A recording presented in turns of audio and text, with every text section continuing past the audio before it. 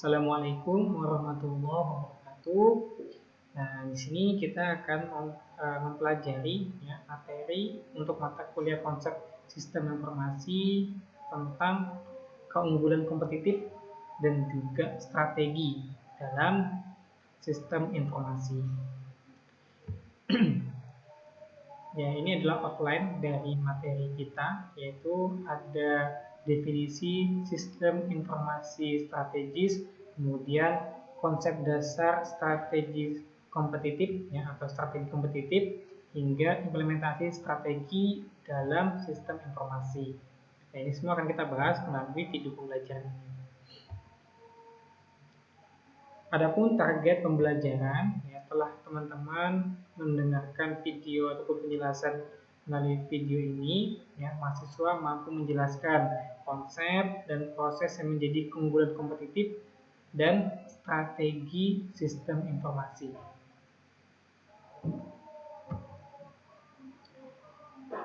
Jadi kita buka dulu ya materi ini dengan sebuah pertanyaan.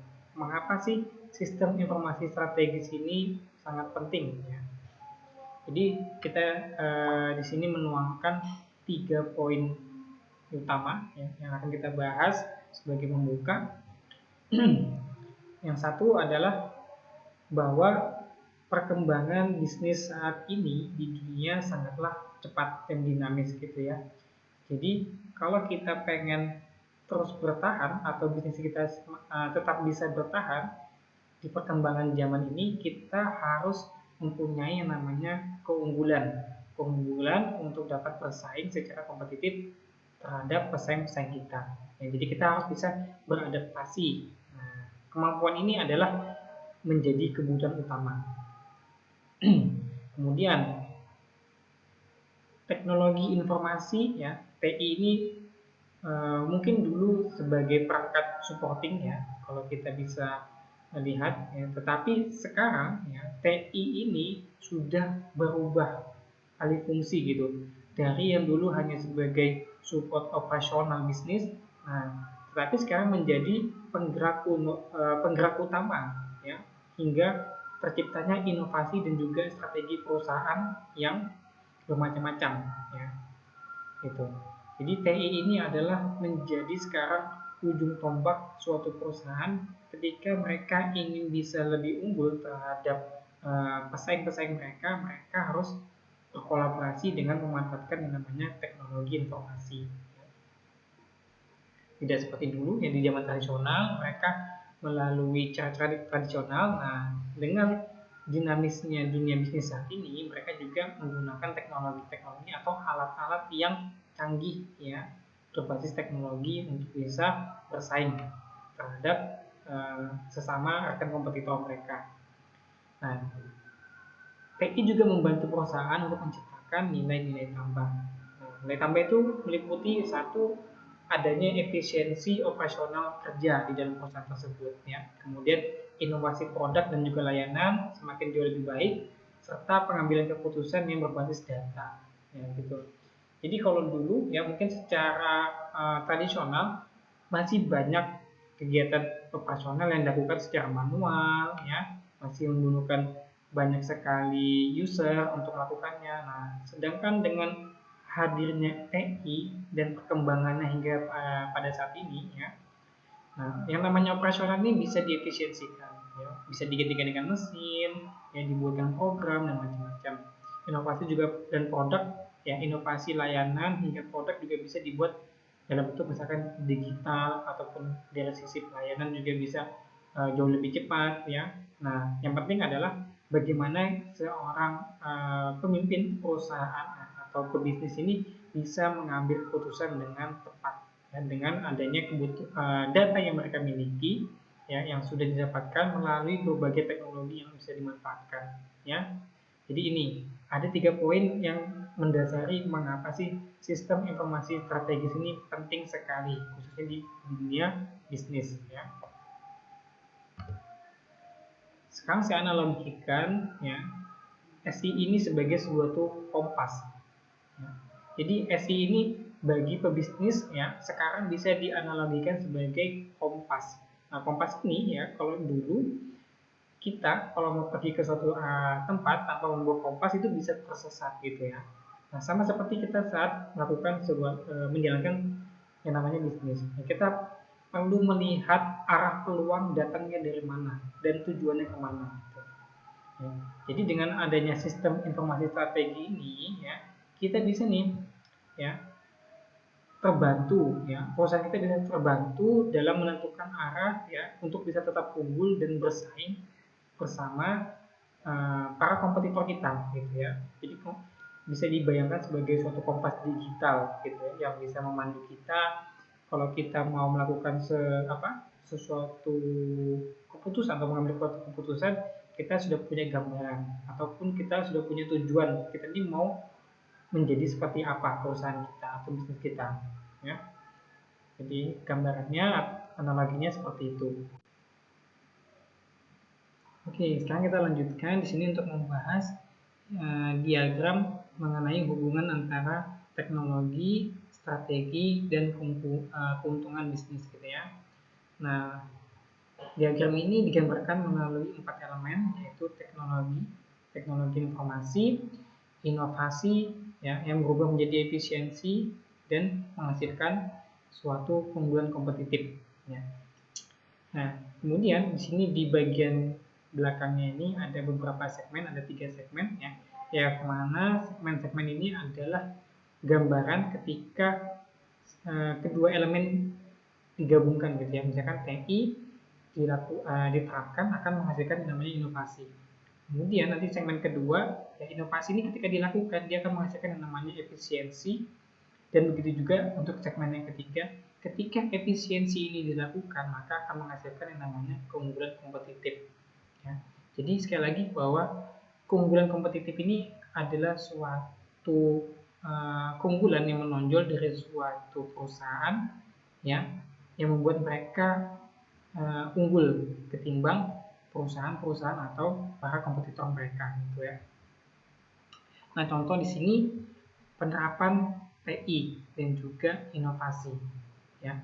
TI yang melahirkan yang namanya inovasi. Diberikan di sini adalah contoh bagaimana penggunaan teknologi machine learning ya untuk menganalisis preferensi pelanggan atau minat pelanggan. Jadi machine learning ini akan belajar berdasarkan data-data historis pelanggan berbelanja di suatu platform. Nah, dari data tersebut nanti akan dianalisis sehingga nanti si platform tersebut bisa nih memberikan rekomendasi produk sesuai dengan kebiasaan mereka berbelanja gitu ya. Jadi ada teknologi menghasilkan yang namanya inovasi. Nah, selanjutnya dari yang namanya inovasi akan menghasilkan suatu efisiensi ya, efisiensi dari segi operasional ataupun proses lainnya gitu. Nah, contoh di sini ya, suatu model bisnis build to order dari perusahaan Dell. Ya, jadi Dell ini di saat semua perusahaan komputer melakukan produksi massal ya komputer-komputer mereka, ya, Dell ini punya inovasi nih namanya model bisnis build to order. Nah, build to order ini maksudnya adalah kita bisa pesan ke Dell ya dengan spesifikasi kebutuhan kita. Nah, ini akan memberikan peluang kepada customer mendapatkan harga yang jauh lebih murah ya dengan spesifikasi yang tepat berdasarkan kebutuhan customernya gitu. Ketimbang mereka beli produk misalkan sudah spesifikasinya nggak sesuai harapan, tapi harganya juga cenderung mahal gitu.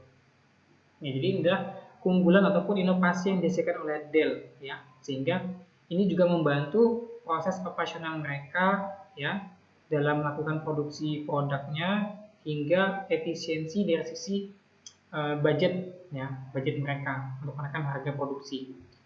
Nah, kemudian contoh untuk efisiensi menuju keunggulan kompetitif. Jadi di sini ada yang namanya Walmart. Jadi Walmart ini adalah perusahaan internasional ya seperti Alibaba juga, dia menjual berbagai macam barang ya gitu. Nah, Walmart ini menggunakan sistem manajemen rantai pasok berbasis TI gitu. Ya, dengan yang adanya sistem manajemen rantai pasok yang berbasis teknologi informasi, Nah, si Walmart ini sudah bisa menjaga biaya operasional mereka tetap rendah. Ya, jadi mereka nggak butuh lagi nih banyak-banyak apa eh, seller di masing-masing regional mereka, tapi mereka dengan adanya sistem informasi rantai pasok, jadi mereka bisa nih tahu informasi kebutuhan produk dari para supplier-supplier mereka dengan apa jauh lebih cepat, akurat gitu ya. Jadi ini akan menekan biaya operasional mereka. Jadi itu adalah hubungan antara bagaimana penerapan TI menghasilkan inovasi, inovasi menghasilkan efisiensi, dan efisiensi ini akan berbuah kepada keunggulan kompetitif. Nah, sekarang kita masuk ke dalam definisi sistem informasi strategis itu sendiri. Jadi, SIS ya, kita bisa singkat sebagai SIS. Jadi SIS ini adalah suatu teknologi informasi yang dirancang khusus secara spesifik untuk mendukung pencapaian tujuan strategi organisasi. Nah, ada 2 poin utama ya yang bisa dilakukan oleh SIS. Yang pertama, tentu untuk membantu operasional sehari-hari perusahaan. Nah, yang kedua yaitu untuk mencapai yang namanya keunggulan kompetitif. Nah, keunggulan kompetitif ini datangnya dari macam-macam ya. Mulai dari si sistem informasi strategis ini bisa membantu bagaimana mendapatkan data untuk kebutuhan pengambilan keputusan, membantu dalam proses analisis keputusan, ya, mendukung inovasi produk dan layanan, memperkuat hubungan dengan pelanggan, pemasok, dan juga mitra bisnis. Jadi banyak sekali fungsi dari sistem informasi strategis, ya, karena pada dasarnya SIS ini sangatlah memegang peran penting di dalam suatu perusahaan atau di dalam bisnis gitu. Nah, kita masuk ke dalam konsep dasar strategi kompetitif ya. Strategi untuk bisa unggul. Jadi di sini ada suatu konsep ya, konsep yang digambarkan dengan ada apa? Panah ke kanan dan juga panah ke atas gitu ya. Jadi ini yang menggambarkan bagaimana yang ke kanan ini menggambarkan bagaimana dinamika persaingan di dalam industri dan bagaimana perusahaan ya dapat memanfaatkan strategi untuk menciptakan keunggulan kompetitif. Nah, bagaimana perusahaan berpikir untuk bisa menciptakan keunggulan kompetitif ini digambarkan melalui panah yang warna merah yang mengarah kepada ke atas gitu. Jadi melalui visualisasi ini atau ilustrasi ini ya mencoba menjelaskan bagaimana sih seorang profesional bisnis berpikir tentang strategi bersaing gitu. Ya. Karena mereka juga punya dinamika sendiri dalam dunia bisnis. Kemudian bagaimana bisnis dapat menggunakan sistem informasi untuk menerapkan ya strategi kompetitif gitu. Jadi nanti untuk bisa bertahan ya ataupun mempunyai keunggulan kompetitif, jadi perlu menghadirkan yang namanya sistem informasi. Ya. Nah ini akan kita kupas. Jadi sebelumnya saya kasih contoh dulu ya. Sebelum kita bahas tadi model yang apa tadi digambarkan melalui bagian ini. Nah, jadi di sini ya contoh ya Amazon. Amazon ini adalah suatu perusahaan yang sudah sangat besar ya. Nah, dia sudah melakukan berbagai strategi kompetitif gitu ya dengan menggunakan yang namanya SI. Seperti apa contohnya? Nah, contohnya mereka mampu melakukan analisis data pelanggan dan memberikan pengalaman berbelanja secara personal ya atau sementara gitu. Kemudian juga nih si Dell yang tadi saya jelaskan bahwa Dell ini punya strategi ya. Strateginya mereka strategi inovasinya yaitu menggunakan model bisnis build to order untuk menekan biaya operasional mereka dan juga biaya produksi gitu. Nah, jadi mereka bisa memberikan harga murah kepada customer mereka untuk produk yang dibutuhkan ya, tetapi spesifikasinya tepat gitu, sesuai keinginan. Nah, ini bisa dihasilkan melalui modeling ini tadi ya, kita akan lihat.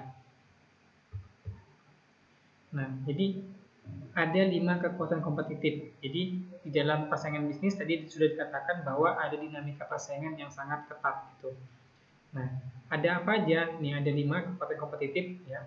Yang pertama mulai dari rivalitas antar kompetitor, kemudian ada ancaman pendatang baru, ancaman substansi produk ataupun jasa, kekuatan tawar-menawar antar pelanggan, dan kekuatan tawar-menawar antar pemasok. Nah, bagaimana penjelasan dari kelima ini? Coba kita lihat selanjutnya. Ya. Jadi untuk rivalitas antar kompetitor, ya, tingkat persaingan antar perusahaan dalam industri yang sama mempengaruhi harga, kualitas, dan inovasi.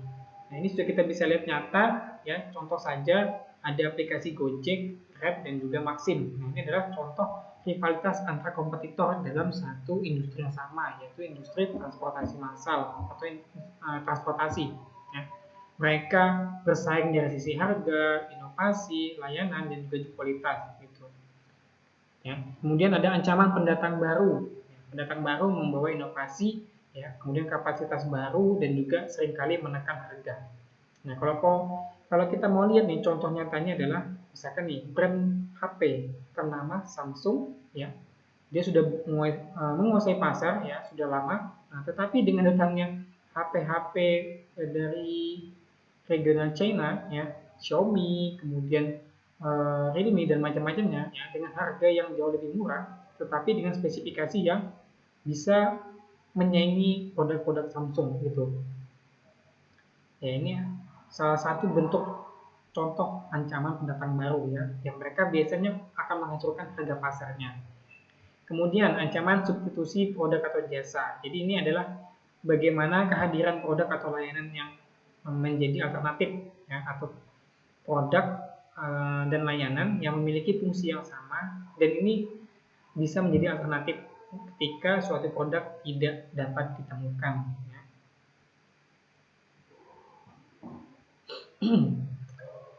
Kemudian kekuatan tawar-menawar antar pelanggan. Ya, jadi pelanggan juga mempunyai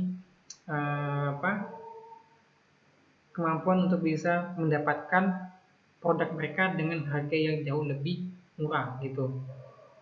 Dengan adanya banyak pilihan, ya, jadi tentu mereka akan terus menawar, ya, untuk bisa mendapatkan harga yang rendah ataupun yang kualitasnya lebih tinggi gitu.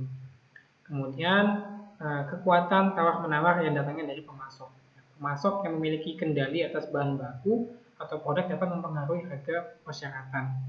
Ya, katakanlah di suatu daerah, ya, untuk produk misalkan komputer terdapat satu distributor komponen-komponen yang memang mereka memegang kendali gitu ya.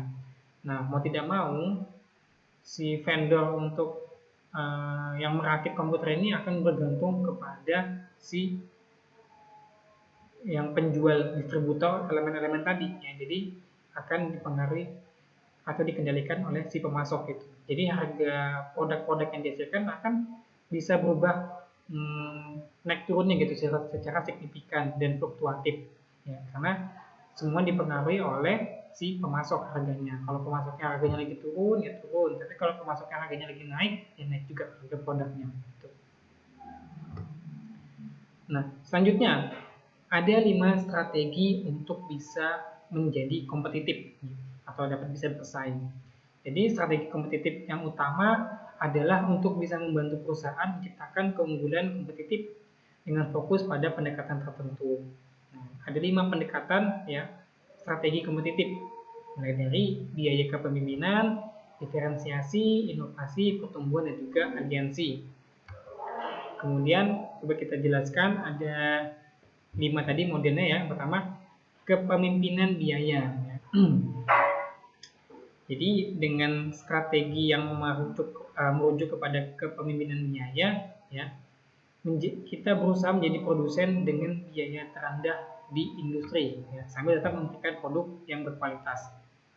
Kemudian kalau kita mengacu kepada diferensiasi atau perbedaan, ya, kita mencoba menawarkan produk atau layanan yang unik, ya, yang memberikan nilai lebih kepada pelanggan. Itu strategi kedua. Kemudian strategi ketiga, kita harus bisa berinovasi, yaitu menciptakan cara baru dalam menjalankan bisnis ya, produk baru ataupun model layanan yang baru gitu. Kemudian strategi yang kelima, pertumbuhan. Artinya kita meningkatkan kapasitas atau melakukan ekspansi pasar, membuka cabang-cabang ya, ataupun melakukan verifikasi produk ya, sehingga nanti produk kita jauh bisa dikenal oleh banyak orang. Sehingga peluang pasarnya juga jauh lebih besar. Dan yang terakhir adalah membangun yang namanya aliansi atau membangun mitra atau mencari mitra ya dengan perusahaan lain untuk menciptakan nilai bersama ya. Nah, sedangkan untuk fokus di bagian isinya ya, terdapat strategi dasar bisnis yang dalam penggunaan teknologi informasi. Kalau kita ingin fokus kepada strategi untuk menurunkan biaya, ya, kita bisa melihat dua poin ini, di mana kita bisa menggunakan TI untuk perannya lebih ke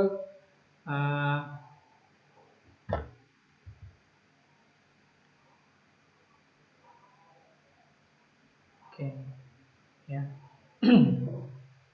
Nah, kita bisa menggunakan TI untuk mengurangi biaya proses bisnis secara signifikan, atau kita fokus penggunaan ETI-nya itu untuk menurunkan biaya pelanggan atau pemasok.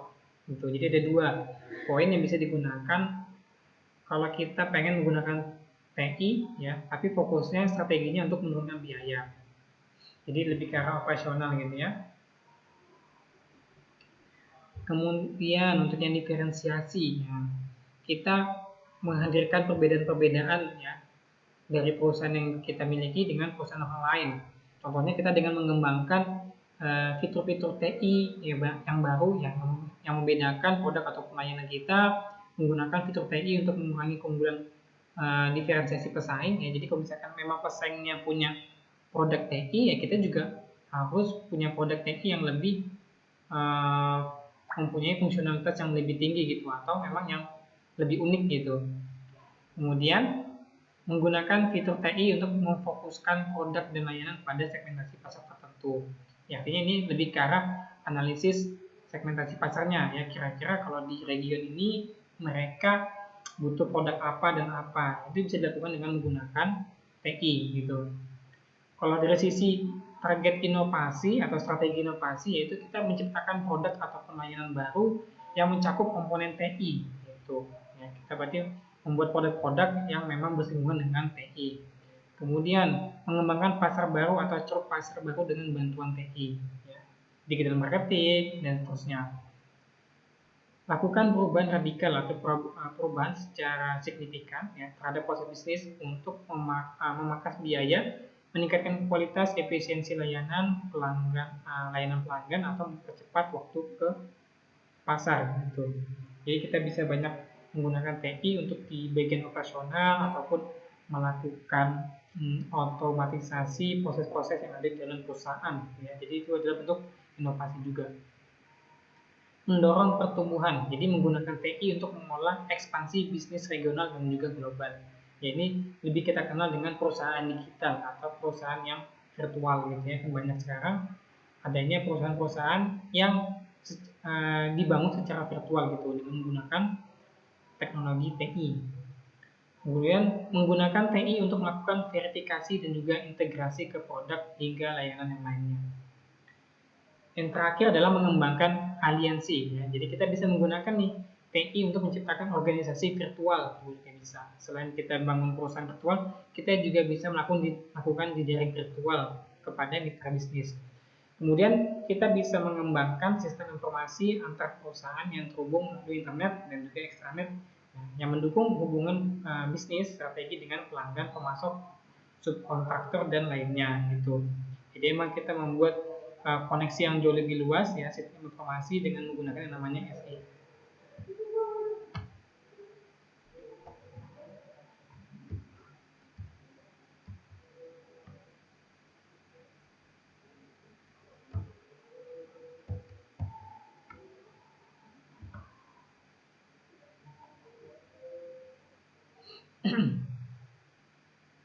Oke, selanjutnya ini ada contoh untuk yang bagaimana perusahaan ya setiap waktu menggunakan TI untuk melakukan implementasi ya, strategi kompetitif untuk menghasilkan keunggulan kompetitif gitu. Contoh di sini ya, tadi saya ambil contoh untuk yang cost leadership atau kepemimpinan biaya rendah ya. Jadi untuk perusahaan Dell, kemudian ada Firstline dan juga eBay.com ya, mereka menggunakan TI ini dengan bentuknya adalah membangun layanan build order secara online, kemudian lakukan seller bidding secara online outing ya, online auction gitu. Nah, jadi mereka bisa menghasilkan beberapa benefit di sini. Ada bisnis benefitnya, yaitu biaya produksi yang rendah, kemudian paket untuk pembayaran yang dapat dilakukan. Nah, jadi macam-macam. Jadi ini semua termasuk ke dalam contoh penerapan teknologi informasi gitu ya. Dari yang namanya strategi kompetitif ya, ada 6 atau 5 tadi yang saya sebutkan, bisa menghasilkan keunggulan kompetitif hingga diciptakannya namanya benefit bisnis gitu.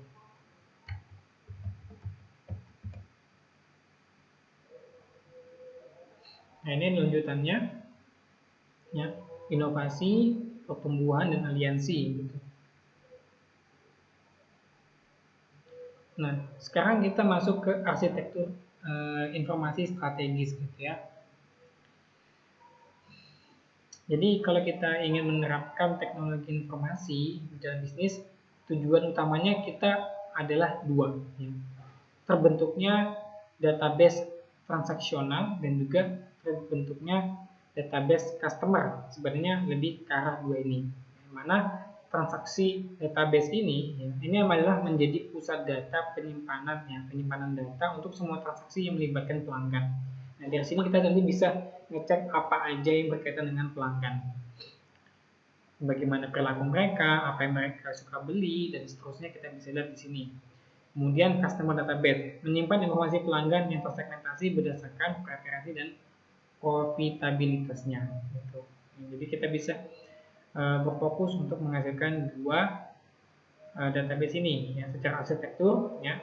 Kita melibatkan di sini ada layanan internet, kemudian ada extranet ya.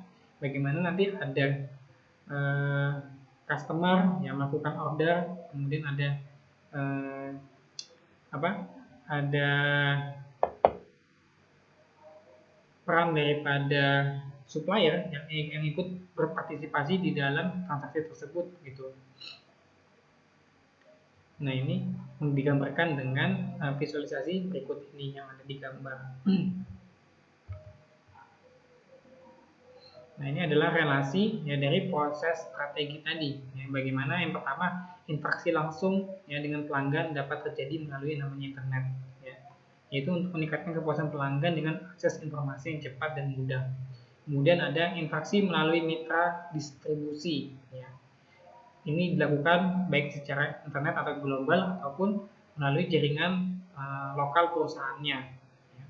Itu tujuannya apa? Untuk melakukan perluasan jangkauan pasar dengan kolaborasi mitra. Kemudian ada integrasi data kepada karyawan dan juga mitra. Ini akan memberikan dampak yaitu meningkatkan koordinasi antara tim dalam memberikan layanan pelanggan. Personalisasi layanan ya. Jadi kita bisa membangun nih loyalitas pelanggan dengan meningkatkan kepuasannya dan membangun komunitas web yaitu menciptakan hubungan jangka panjang dengan pelanggan dan juga mitra ya melalui adanya layanan website. Nah, ini adalah outline ketiga yaitu implementasi strategi dalam sistem informasi. Ada tiga. Yang pertama adalah value chain ya atau rantai pasok ya. Rantai nilai dan strategi sistem informasi. Apa itu value chain ya atau rantai nilai ya? Ini adalah suatu konsep yang dikembangkan oleh Michael Porter ya. Yang mana value chain ini menggambarkan serangkaian aktivitas, jadi ada banyak aktivitas ya, aktivitas bisnis yang dilakukan oleh perusahaan untuk menciptakan nilai bagi pelanggan. Ya, artinya kita ingin membuat pelanggan kita ini puas gitu ya. Kemudian Poin yang ketiga, setiap aktivitas dalam value chain ini berkontribusi pada peningkatan nilai produk ataupun layanan. Jadi mulai dari proses produksi hingga distribusi kepada pelanggannya.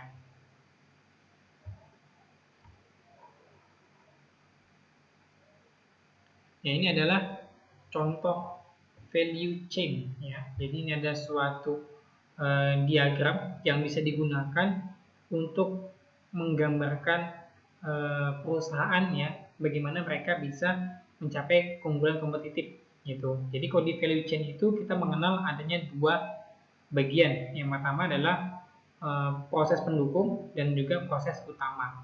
Jadi yang dikatakan sebagai proses pendukung ini adalah proses-proses yang terjadi untuk bisa menyokong perusahaan tersebut ya bisa mencapai suatu keunggulan kompetitif. Di sini bisa jadi pertama adanya koordinasi administratif dan juga support service, kemudian adanya kolaborasi alur kerja menggunakan internet ya.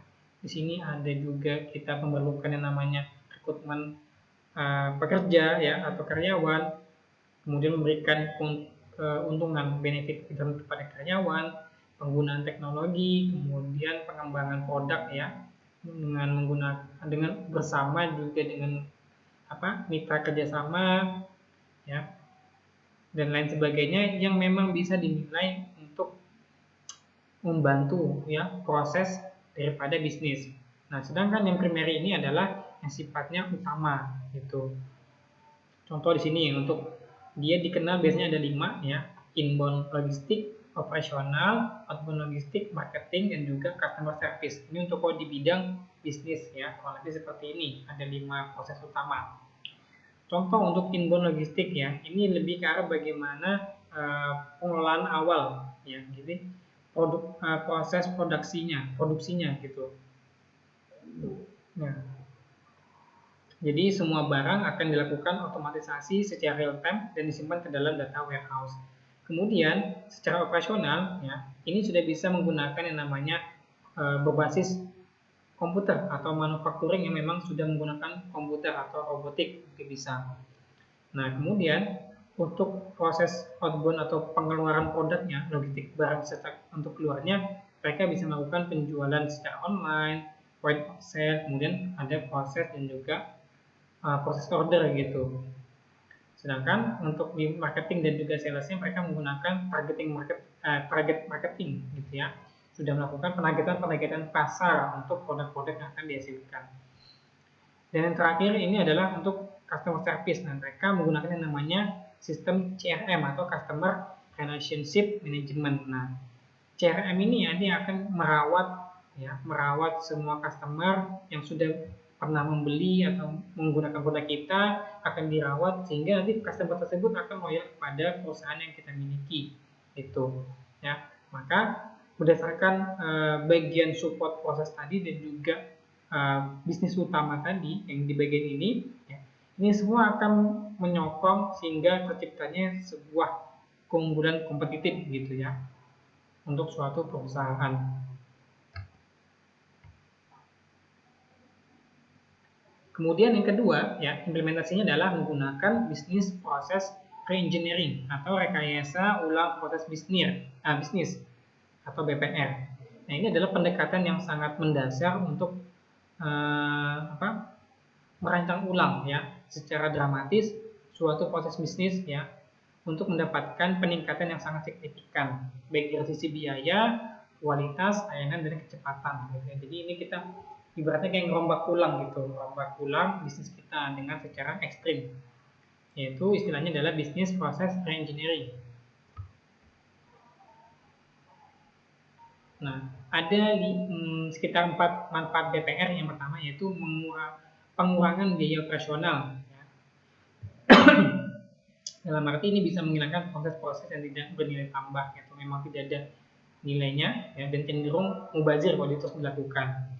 Nah, contohnya aktivitasnya adalah bagaimana kita bisa melakukan otomatisasi proses pemesanan, untuk mengurangi kesalahan dalam proses input ya,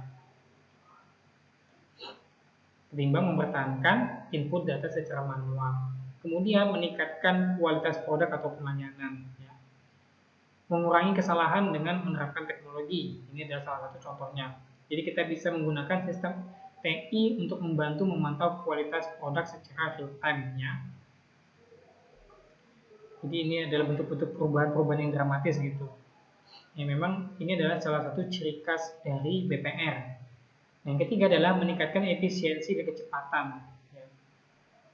Maksudnya adalah kita membuat ataupun menjalankan proses bisnis yang jauh lebih cepat dan responsif terhadap pelanggan. Contohnya dengan menghadirkan integrasi sistem pengiriman dan juga gudang yang mempercepat distribusi gitu. Kemudian yang keempat, meningkatkan layanan pelanggan. Salah satu tujuannya adalah untuk mengurangi waktu tunggu dan juga meningkatkan kepuasan pelanggan. Dengan apa? Dengan menggunakan yang namanya CRM. CRM ini memungkinkan layanan pelanggan yang jauh lebih personal. Di sini adalah contoh. Ya, contoh penerapan ERP.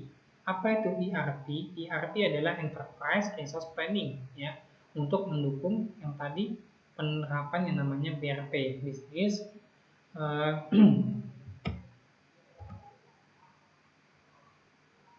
penerapan Business Process Reengineering. Ya.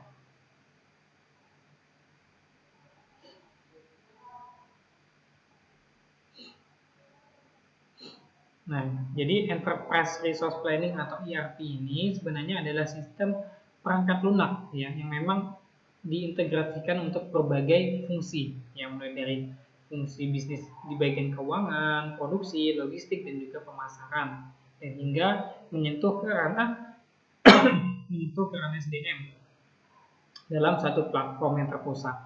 Nah, penggunaan ERP ini akan sangat mendukung yaitu penerapan BRP tadi, Business Process Engineering, ya. Karena kita merubah nih yang awalnya semuanya serba manual atau tidak terawasi, dengan adanya Enterprise Resource Planning semuanya bisa terawasi dan juga terdokumentasi hingga dijalankan dengan sangat baik itu. Contoh misalkan ada suatu perusahaan manufaktur yang mana kondisi awalnya adalah proses produksi, pengadaan bahan baku, distribusi berjalan terpisah, kemudian ini semua menyebabkan keterlambatan dan juga duplikasi data. Nah, setelah ada inisiasi untuk diterapkannya ERP, ya, outputnya adalah atau perubahannya adalah semua departemen menggunakan satu sistem terintegrasi saja, kemudian stok bahan baku, jadwal produksi, dan pengiriman bisa dipantau secara real time. Ini manfaatnya. Ataupun ini adalah contoh perubahan secara dramatisnya gitu ya, yang signifikan. Nah, manfaat apa yang bisa didapatkan? Manfaatnya adalah mereka bisa merasakan adanya pengurangan biaya, peningkatan kecepatan produksi, dan juga pengiriman yang tepat waktu.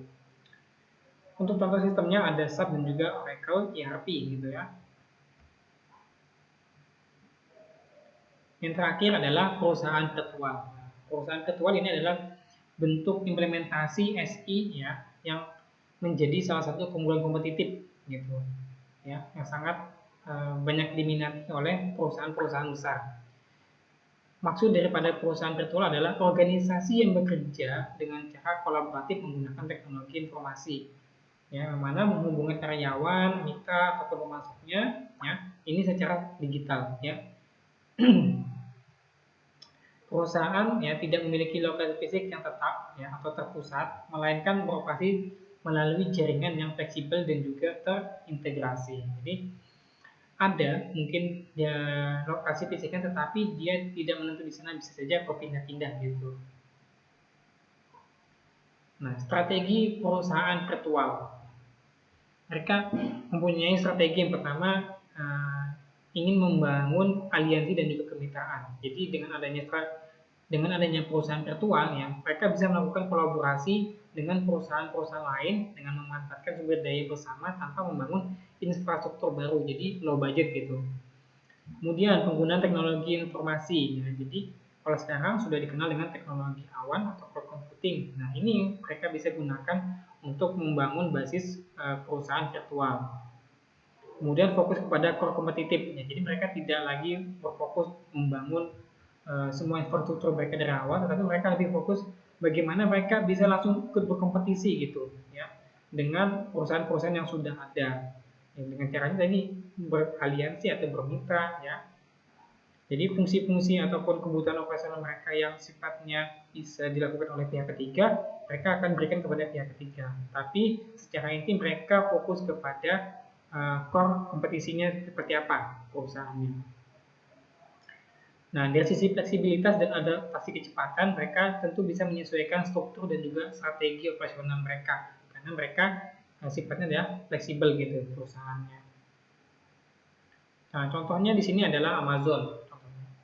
Amazon ya, mereka mempunyai strategi di mana Amazon memanfaatkan teknologi cloud untuk mengoperasikan infrastruktur digital marketing mereka. Ya, atau digital mereka. Nah, selain itu, Amazon juga bermitra dengan ribuan penjual independen dan juga perusahaan logistik gitu.